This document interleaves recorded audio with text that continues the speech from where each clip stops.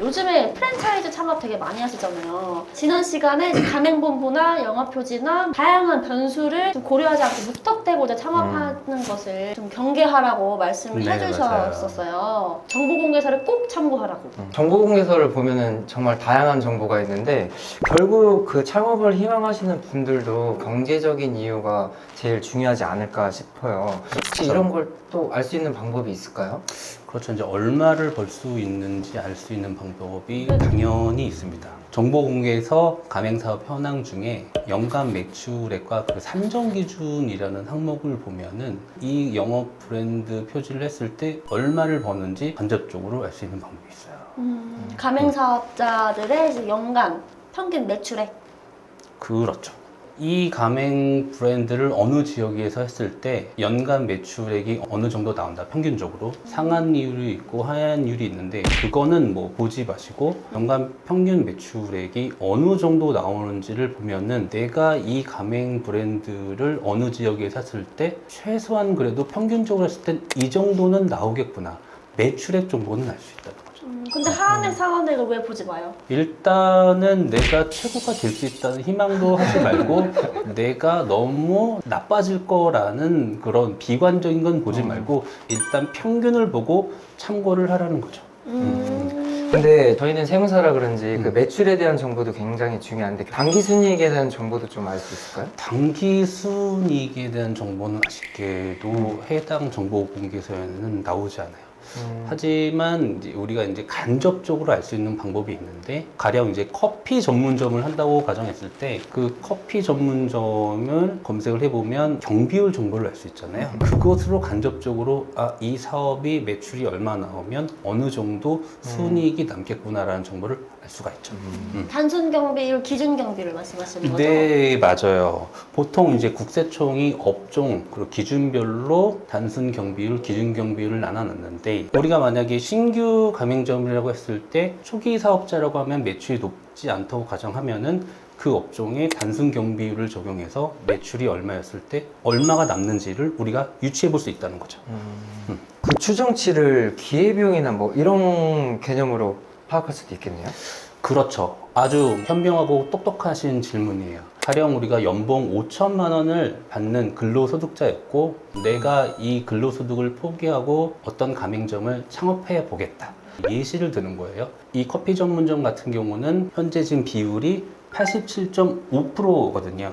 그러면 5천만 원을 12.5%로 역산해서 나누면 4억원 매출을 하셔야 내가 이 창업을 하기 전 근로소득을 올리는 소득이랑 거의 이꼬르가 되기 때문에 물론은 창업하는데 여러 변수 중에 이것만 고려하는 건 아니지만 어떤 가맹 브랜드의 매출이 이 정도 나오고 이 정도의 단기 경비율이 나오니까 이 정도의 소득이 발생하겠구나 이 정도는 추정해 볼 수 있다는 거죠. 근데 요즘에 릴스 보면은 막 어떤 거 창업하면 얼마 벌까요? 해가지고 평균 매출 얼마, 뭐 인테리어 얼마, 뭐 초기 도입비 얼마, 폐수 비용 얼마. 이런 식으로 나오잖아요. 근데 그런 네. 거 믿을 만한 수치인가요? 일단은 그런 정보들도 가맹점일 경우에는 결국 정보공개서를 열람해서 평균 매출을 보고 산정해 주시거든요. 사업하셨던 분들이 설명해 주시기 때문에 임차료, A급 상권, 무슨 상권을 기준으로 얘기하고 얼마 정도 인건비가 들어가니까 좀 더 자기의 경험을 섞어서 말씀해 주시기 때문에 그 정보가 허황된 정보라고는 말씀드릴 수는 없고 오히려 자기 경험을 오래 태웠기 때문에 더 신뢰적인 정보일 수 있다.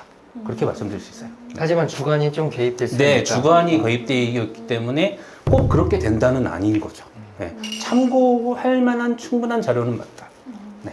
그러면은 뭐 평균이니까 여러 가지 변수를 더 이제 고려를 해야 된다는 거네요. 그렇죠. 장사의 그 평균 매출과 국세청의 경비율 정보로 내가 이 정도는 할 수 있을 거야 라는 거는 정말 그냥 단순 참고용일 뿐이지 서로 확신을 주는 자료는 아니니까요.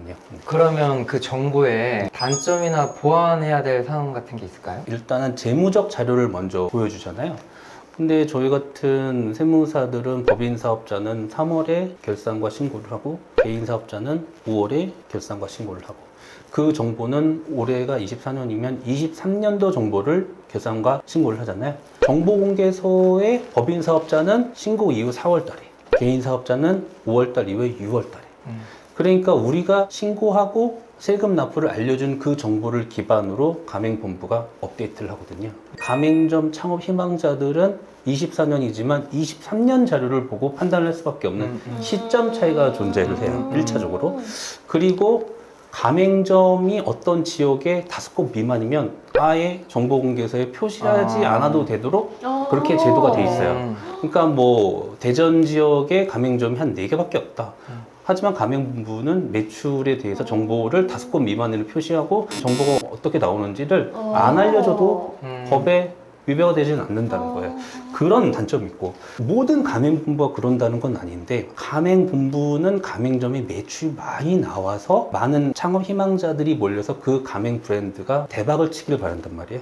그러니까 약간은 각각의 가맹점의 매출을 살짝은 업하려는 경향이 있고, 그에 대한 검증 절차는 솔직히 살짝 미비한 부분이 있다. 만약에 그 가맹점 정보를 제출하면서 각각의 가맹점은 개인사업자의 부가세 과세표준 증명원을 제출하도록 하게끔 하면 가맹점 매출을 업하거나 줄이거나 그럴 개연성을 좀 원천적으로 차단할 수 있는데, 지금 가맹점의 매출 정보를 공개할 때 가맹본부가 그냥 이거는 포스 기준으로 제시한 겁니다.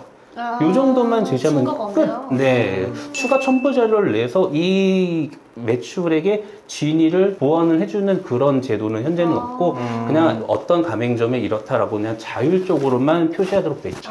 그게 조금 보완해야 할 점이 아닌가, 저는 그렇게 생각합니다. 아마 그냥 가맹거래사로서 이런 것만 보면은 조금 보는 스코프이 좀 좁을 수 있지만, 저는 세무신고도 같이 하기 때문에 요거만 그냥 기재해서 내는 거는 진위를 판단할 때 부족하지 않을까 제 생각에 녹아 있는데, 아마 그거는 전표적으로 제도가 좀 보완돼야 될 필요성이 있지 않나. 마치 저는 그런 그렇게 거네요. 유튜버들이 뭐 10억 매출, 뭐 달성한 비법 이런 거 네. 사실 근거가 없는 경우가 네. 좀 많았잖아요. 네. 그런 것처럼 네. 그 본부들이 제시하는 매출들이 어쩌면 근거가 조금 부족할 수도 있다. 네, 근거가 부족하다기보다는 아예 그냥 제도상으로 그 매출이라고 할 때 증빙 자료를 제출하도록 하면 아예 그냥 이런 의심의 눈초리나 이런 게 아예 원천적으로 없을 텐데, 그냥 기재하고 끝. 그리고 이거는 어디서 갖고 온 자료다. 그 정도만 하고 끝내거든요. 그러니까 정보공개서를 업데이트하고 세무신고도 같이 하는 입장에서 보면은 좀 그거는 미비점이지 않나 그렇게 생각합니다. 네. 근데 절대적으로 모든 가맹본부가 그런 건 아니다. 있는 그대로 하는 가맹본부도 더 많다. 하지만 제도적으로 이건 좀 보완할 부분이 있다는 걸 좀 말씀드리고 싶었습니다. 오늘은 여러분들이 하고자 하는 가맹 브랜드가 매출은 얼마 정도 나오고 손익은 얼마 정도 되는지에 대해서 간략히 알아보는 시간을 가졌고요. 하지 않으라는 건 아니고 꼭 한번 하시되 너무 맹신하지는 말라. 그 정도로 말씀드리면서 오늘 마무리하도록 하겠습니다. 감사합니다.